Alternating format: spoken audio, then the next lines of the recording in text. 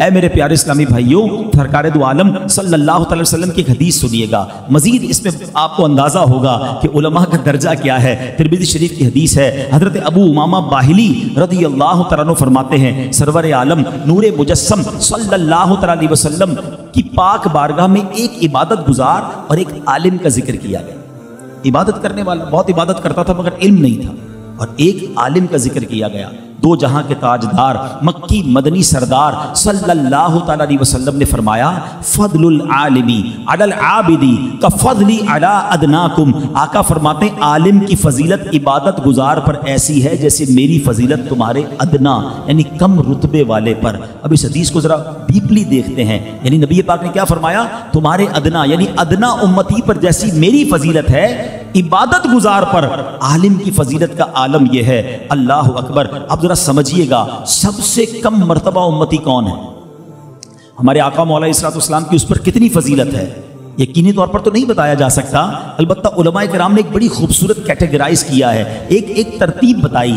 علماء فرماتے ہیں سب سے کم درجے کا امتی وہ ہے جس کے دل میں ایمان کا نور تو موجود ہے مگر اس کی زندگی گناہوں میں گزر رہی ہے۔ سب سے کم درجے کا امتی کون ہے؟ صرف ایمان کا نور ہے اور زندگی ساری گناہوں میں گزر رہی ہے، یہ سب سے کم درجہ ہے۔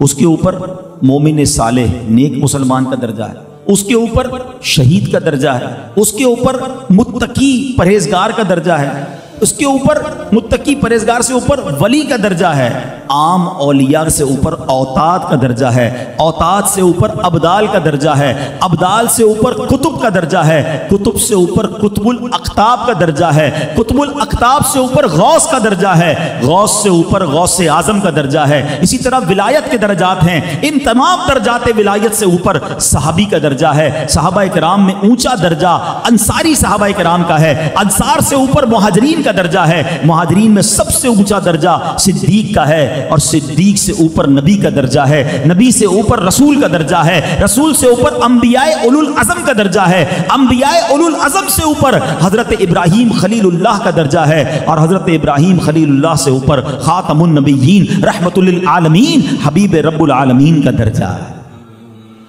اب سمجھ آ رہی ہے بات؟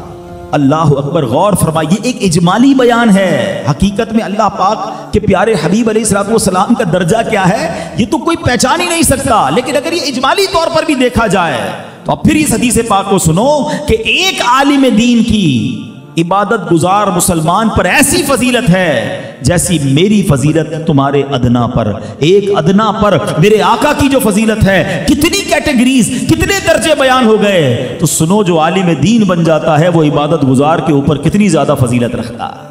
اب یہاں دو باتیں سیکھنے کو مل رہی ہیں، ایک تو دل میں تمنا ہونی چاہیے کہ یار میں بھی بن جاؤں یار عالم دین، اتنا بڑا درجہ۔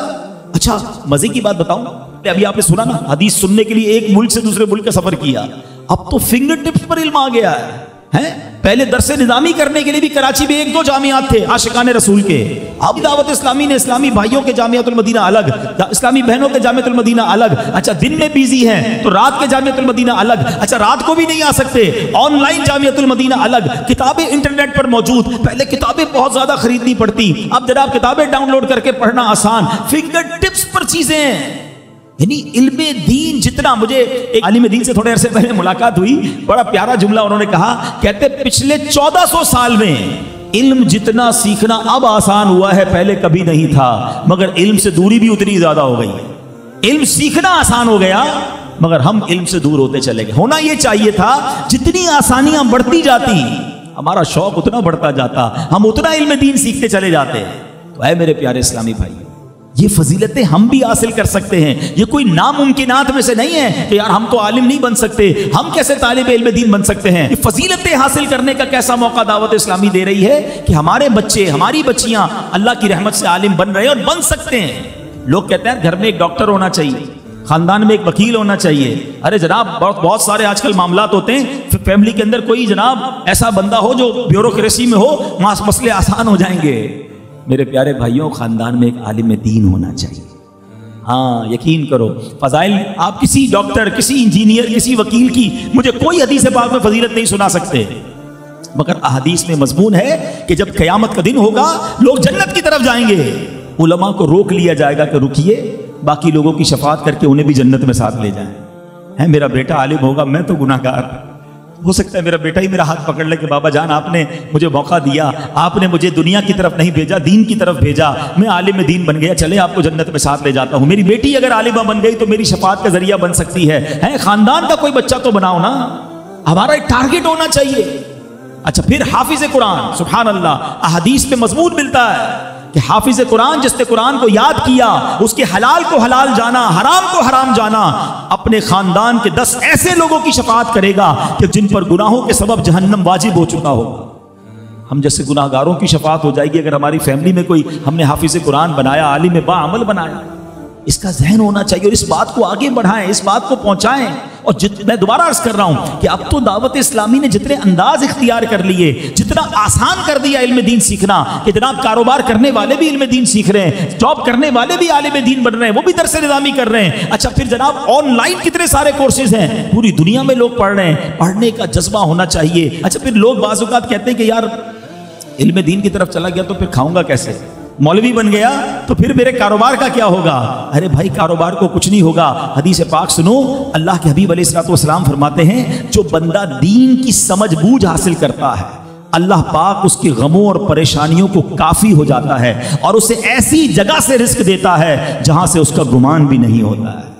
ہاں اللہ غیب کے خزانوں سے عطا فرماتا ہے. بس بات یہ ہے کہ ہم علم دین سیکھنے والے بن جائیں اور اس پر ڈٹ جائیں اور ماشاءاللہ پھر عالم با عمل بنے. نبی پاک علیہ الصلوۃ والسلام طلباء کا کیسے استقبال کیا کرتے. اب میں ذرا تاجران سے بات کر لیتا ہوں. چلے ایک بات تو یہ ہو گئی کہ ہمیں طالب علم بننا ہے, ہمیں عالم بننا ہے, لیکن جو بزنس کمیونٹی کے لوگ مجھے سن رہے ہیں, مالدار لوگ سن رہے ہیں, کیا ہم ان طلباء کے ساتھی بنتے ہیں, کیا ان کو اسپانسر کرنے والے بنتے ہیں. چلے میں تو نہیں بن سکا عالم, کسی عالم کو بنانے والا بن جاؤں, کسی طالب علم کو سپورٹ کرنے والا بن جاؤں, میرا مال ان پر خرچ ہو جائے, ان کے ہاتھ اٹھیں گے تو میرا بیڑا پار ہو جائے گا. نبی پاک طلباء سے کتنی محبت فرماتے. ایک صحابی حضرت صفوان بن عسال رضی اللہ تعالیٰ عنہ بارگاہ رسالت میں حاضر ہوئے. عرض کی یا رسول اللہ صلی اللہ تعالیٰ علیہ وسلم, میں آپ کی بارگاہ میں علم دین سیکھنے کے لیے حاضر ہوا ہوں. پیارے نبی علیہ الصلوۃ والسلام نے کیا کہا, مرحبا طالب علم دین کو خوش آمدید. فرشتے طالب علم دین سے خوش ہو کر اسے اپنے پروں سے ڈھانپ لیتے ہیں. ایک فرشتہ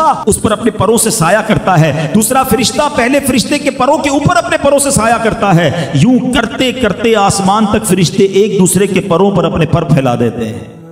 طالب علم دین کا پروٹوکول تو دیکھو, ہیں نبی پاک فرما رہے ہیں طالب علم دین کو خوش آمدید مرحبا, اور نبی پاک فرما رہے ہیں کہ آسمان تک فرشتے پر بچھا لیتے ہیں. اب طالب علم دین کی فضیلت بیان کرنے کے بعد, اس کی حوصلہ افزائی کرنے کے بعد نبی پاک فرماتے ہیں بتاؤ کیا سیکھنے آئے ہو, مجھ سے کیا پوچھنے آئے ہو. وہ حضرت صفوان نے عرض کی یا رسول اللہ صلی اللہ تعالی وسلم, میں مکہ مکرمہ سے مسلسل سفر کرتے ہوئے آپ کی خدمت میں موضوع پر مسح کے متعلق مسئلہ پوچھنے حاضر ہوا. مکہ پاک سے مدینہ گئے ہیں کہ موضوع پر مسح کرنے کا مسئلہ کیا ہے. مسئلہ پتہ ہے کیا ہے, یہ بھی شوق نہیں ہے, ایک تو خود نہیں سیکھا اور علماء سے سیکھنے کا بھی شوق نہیں, سوال کرنے کا بھی شوق نہیں ہے. حالانکہ ہونا یہ چاہیے کہ جب ہم کوئی نیا کاروبار کھولتے ہیں کیا کہتے ہیں, یار ذرا اس کے کسی ایکسپرٹ سے مشورہ کرو. کپڑے کا کاروبار کرنا ہے, کسی ماسٹر کو ڈھونڈتے ہیں, ذرا بتائیے ماسٹر صاحب کیسے ڈائی کیسے ہوگا, اس کی ویونگ کیسے ہوگی, اچھا کلر اسکیم کون سی ہونی چاہیے, ذرا یہ بتا دیں کہ مارکیٹ میں کپڑا بکے گا کب, کہیں میرے پاس رہ تو نہیں جائے گا. ہر چیز کے بارے میں ایکسپرٹ سے مشورہ کرتے ہیں. لیکن کیا نیا کاروبار شروع کرنے سے پہلے کسی مفتی سے مشورہ نہیں ہونا چاہیے کہ میں جو یہ کاروبار شروع کرنے جا رہا ہوں یہ حلال ہے یا حرام, اس کو میں جائز طریقے سے کیسے کر سکتا ہوں, ایسے کیا طریقے کروں کہ میں گناہ سے بچ جاؤں. تو اے میرے پیارے اسلامی بھائیوں, الحمدللہ یہ دارالافتاء اہل سنت آپ کے لیے اسی لیے بنائے گئے ہیں کہ آپ اپنے مسائل ان سے پوچھیں. اور سبحان اللہ دعوت اسلامی نے تو دارالافتاء اہل سنت کو بھی ایک ایسے جدید انداز میں بیان کر دیا. ہمارے امیر اہل سنت بڑی پیاری بات فرماتے ہیں, فرماتے کنواں مت بنو. کنواں کیسے بنتا, کیا ہوتا ہے, کنویں کے پاس جا کر ڈول ڈالنی پڑتی ہے, پھر رسی سے پانی کھینچنا پڑتا ہے, پھر پانی ملتا ہے نا. میرے پیر و مرشد فرماتے ہیں کنواں مت بنو کہ کوئی آئے تو اسے علم ملے, کوئی آئے تو اسے سیکھنے کو ملے. بارش بنو اور جا جا کے برسا کرو. الحمدللہ دعوت اسلامی والوں نے یہ تو کیا نا, صرف یہ نہ کیا ہمارے پاس مسجد میں آ جائیں تو آپ کو درس دے دیں گے. علاقائی دورہ برائے نیکی کی دعوت کیا ہے, مسجد میں نہیں آتے, ہم آپ کے گھر تک آ جائیں گے, ہم آپ کی دکان میں آ جائیں گے. پھر اس کے بعد جناب کیا ہوگا کہ اس کے بعد ہم मदनी काफिलों में आपके गांव में आ जाएंगे। बिल्कुल इसी तरह दारुल इफ्ता अहले सुन्नत में क्या हुआ कि दारुल इफ्ता अहले सुन्नत पहले तो ब्रांच के तौर पे खोले गए कि जो आएंगे उनको मसाइल बताएंगे। अब देखा भाई पब्लिक में तो आने का रुझान कम है, कराची का ट्रैफिक भी बहुत ज्यादा है, तो हमने टेलीफोन सर्विस शुरू कर दी। आप नहीं आना चाहते, कॉल कीजिए, हम फोन पे जवाब देंगे, फोन पे जवाब देंगे। अब लोगों ने कहा कि हम ईमेल पे जवाब लेना चाहते हैं। अब इलेक्ट्रॉनिक जमाना आ गया है, मुल्क और बैरून मुल्क से ईमेल सर्विस शुरू कर दी गई। अच्छा जनाब ईमेल पे सवाल पूछो, हम ईमेल पर जवाब देंगे। बैरून मुल्क वालों का फोन जरा महंगा पड़ता है, इंटरनेशनल कॉल महंगी पड़ती है। हमने कहा कोई बात नहीं, व्हाट्सएप पे सवाल कर लो, हम व्हाट्सएप पे जवाब दे देंगे। अल्लाह अकबर। अच्छा कोई नहीं पूछने वाला, कई लोग ऐसे जो पूछते ही नहीं हैं। दारुल इफ्ता वाले घर नहीं बैठ गए, मदनी चैनल पर आ गए, मदनी चैनल पर सिलसिला शुरू कर दिया कि लाखों व्यूअर्स जो हैं जो खुद सवाल नहीं कर रहे, दूसरों का सवाल सुने, हमारा जवाब सुने, उन तक इल्मे दीन पहुंच जाए। अच्छा कुछ लोग हैं जो मदनी चैनल भी नहीं देखते। अल्लाह खुश रखे दारुल इफ्ता वालों को, ये फेसबुक पर आ गए, ये सोशल मीडिया पर आ गए और वहां आकर लाइव करना शुरू हो गए कि चलो मोबाइल तो इनके हाथ में है, कभी ना कभी इनके मोबाइल पर कोई सवाल चला जाएगा और उसका जवाब सुन के इल्मे दीन सीख लेंगे। अच्छा जनाब फिर वेबसाइट बना दी, कौन सा तरीका, दारुल इफ्ता अहले सुन्नत वालों ने अपनी एप्लीकेशन बना दी, किताबें छापना शुरू कर दी। सुभान अल्लाह। मैं नहीं समझता कि पहले कभी ऐसा दारुल इफ्ता कोई मारिज़ वजूद में आया हो, कोई ऐसी सर्विस आई हो कि इल्म दीन पहुंचाने का इतना शौक हो। होना तो ये चाहिए कि प्यासा कुएं के पास जाए, मगर ये ऐसा दरिया है जो गली गली जाकर खुद बह रहा है, ये ऐसी बारिश है जो बरस रही है। अल्लाह करे कि फिर भी हम इनसे फैज लेने वाले बन जाएं, अपने शरई मसाइल पूछ पूछ कर करने वाले बन जाएं। अल्लाह अमीर अहले सुन्नत को सलामत रखे। क्या शानदार तरबियत की है दावत इस्लामी वालों की। देखें जो किसी भी कम्युनिटी का लीडर है, मैं उनसे एक बात करना चाहता हूं।